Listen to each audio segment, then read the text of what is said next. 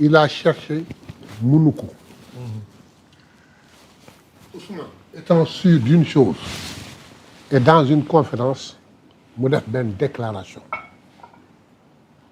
automatiquement les juristes de l'APR nii nag obe nañu benn problème rek la ñu am mooy waa ji am nañ ko dans l'ordre ce rapport-là il ne sortira jamais bu ko génnee rek ñu am lu dàq la ñu bëgg on n'a qu'un seul problème monsieur le président un problème de délai parce que procédure bi suñu ko enclenché fii ak ñuy poser candidature yi accélération processus rek moo ñu ci mën a génne je m'en charge bu fekkee li ngeen di wax dëgg la am ngeen ko entamer la procédure je me charge du reste. voilà donc waaw foofu xëy kon maa ngi jégalu li ma sànni si mbedd bi.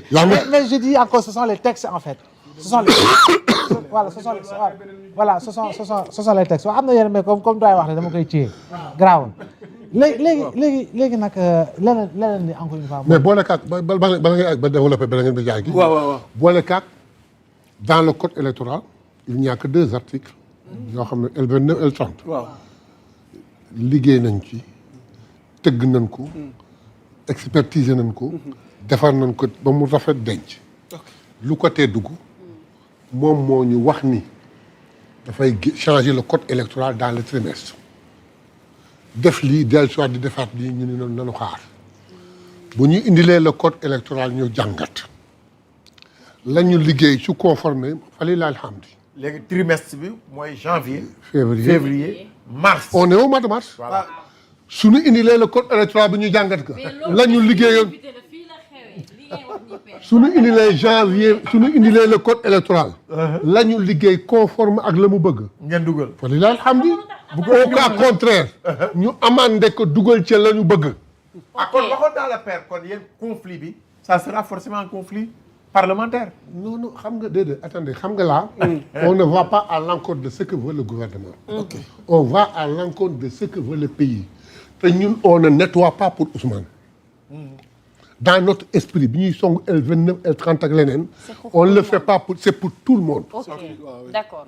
ñëpp ñu code bi entravé woon dañ ko bëgg a effacer pour ñoom. d'accord. ñëpp nag. kon loolu mooy leen mi wax na ñëpp bokk. na ñëpp bokk non Abass xam nga lu tax ma. na ñëpp nekk au point de départ. ku mën sa borom doole. interpellé ci question boobu yaa Moussa. parce que dafa am ñu bëri ñu ngi naan. député yi lan lañ fi def. depuis loolu liggéeyuñu. balaa ñuy bloqué candidature X ou Y nangam ak nangam. moo tax bi Père waxee. leeral bi mu def dafa am solo. mais démb fii laa bëggoon woo. effectivement. yarga ci lii nga leeral ni parce que éventualité la. effectivement. wax dëgg fa yàlla. c'est important Père. leer na macha allah Père. waaw was defe bi naa yaa ngi ci. waaw Dóoru Ndiasse. ci yow laa jëm parce que dañ bëgg a tëj point bi parce que am na yeneen tomb yu ñuy xaar tamit quoi. parce que liiru mandat wala li ñuy gisee carte gi nii ak ni nu baaxoo di tere nit ñi ñuy bokk ndax sew-sew yu bëri am na lu ci Père leeral léegi ndax yow xel njort na ni ñu dem ba cappaandaw ga.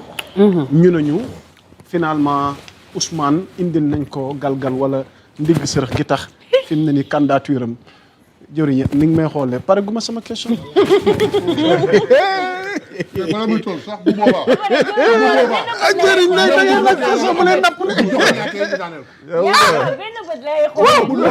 ah Ismaïla di nga ma utal les garde corps ci plateau bi de. c'est une éventualité. waaw bu si par extraordinaire. waaw la chance 1 pour 1000. waaw bu amoon ba mu gagné le corps Ousmane. waaw bu Ousmane joxoñee kooku jàll.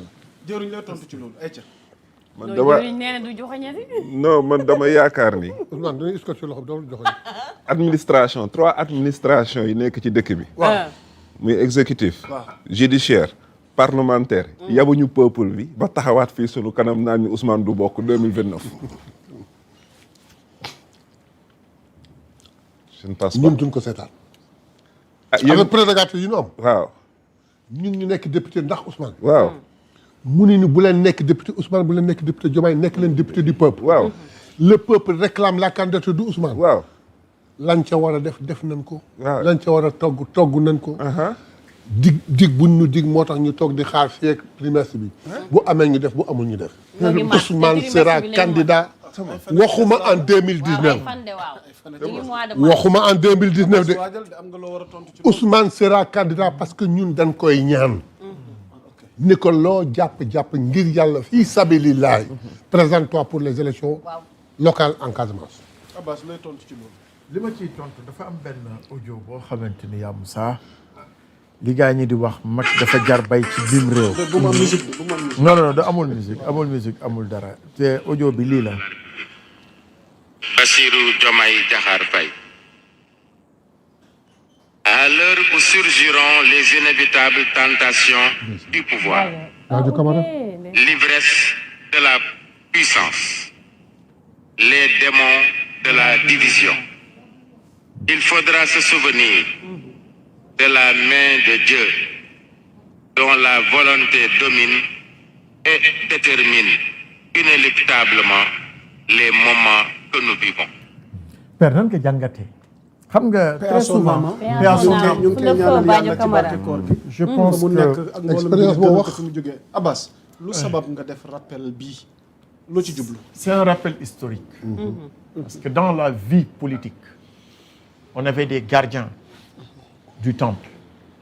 On avait des hommes comme Feu Kéba Mbaye, qui de par leur discours, baa ngi valide ba léegi, ça devient d'actualité.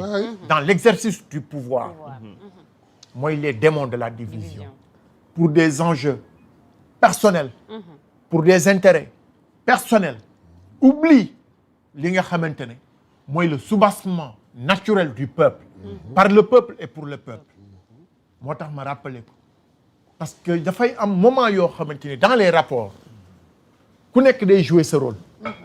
kii militant la mënuloo ko teree far ak Ousmane. kii militant la mënuloo ko teree far ak Diomaye. kii lii la bëgg kële bëgg leneen mais dafay am ay repères yoo xamante ni ñun ñëpp dañ ciy faral di sukkandiku.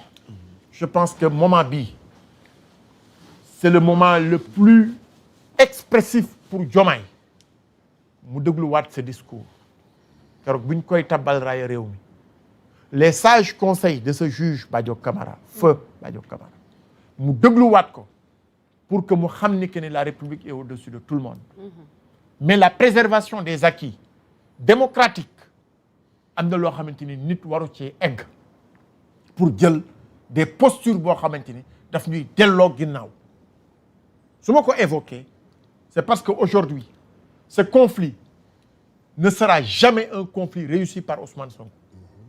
Cette dualité ne sera jamais une dualité réussie par le président Diomaye. Donc à l'heure où la nation a besoin d'unité, a besoin de toutes ces forces épris de démocratie, de paix, nañu préserver les acquis sociaux, les acquis démocratiques, le respect, mais surtout li nga xamante ne mooy suñu soubassement te kenn mënu koo jël muy le Sénégal. Dans ses intérêts doyen ci loolu laa la bëggoon intérêt pële ñaan la. mais léegi fi mu ne nii. honorable le frère Diomaye ne peut pas reculer. waxat lay doon. je ne vous trahirai jamais la wax. waxu ko dans un cadre privé. bu leen jëlee dellu si waat ñoom ñëpp ci njaboot bi. mënul nekk. père daal dafa rax. non mënul nekk dafa am ñaari sànqalañ yu ci rax. ñaari weñ yu daanu ci soow bi. sànq lañ. dafa am ñaari weñ yu daanu ci soow mi. yàq jar oh kon foog ñu tuur jar mi. ñun ku bëgg ñëwal. na sa loxo set.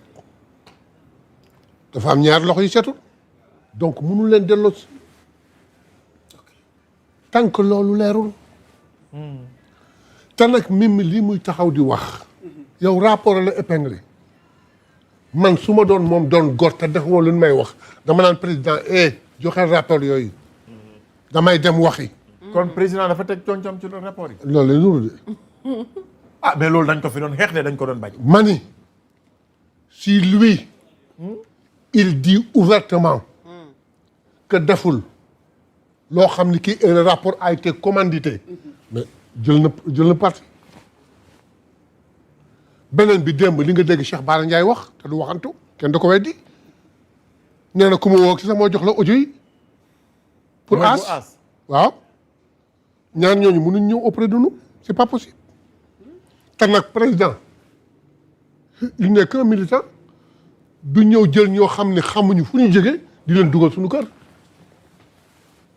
non mënatul dellu ginnaaw lii bu ko déggoon avant muy def nii mu yedd ko baax na mais tey c'est trop tard. sa kàddu gu mujj ci sujet boobu parce que dañu bëgg ñëw ak yow. sama ci kàddu seen bu mujj institution parlementaire bi. sama kàddu bu mujj. waaw mooy àbb Ousmane suñu président lam ma waxoon dégg lam na waxoon te nangu